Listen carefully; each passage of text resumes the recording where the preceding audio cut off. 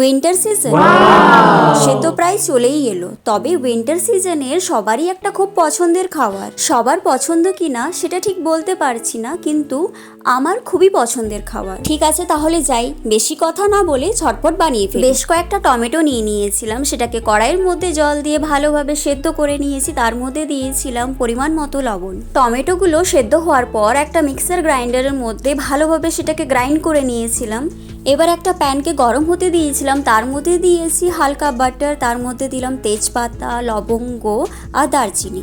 এরপর গ্রাইন্ড করা টমেটো দিয়ে দিয়েছি। এখন দিয়ে দিয়েছিলাম গোলমরিচের গুঁড়ো আর সামান্য পরিমাণ লবণ।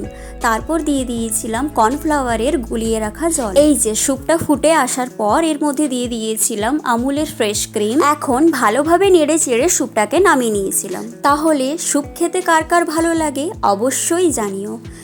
তবে স্পেশালি টমেটো স্যুপ কার কার পছন্দ অবশ্যই জানাবেন।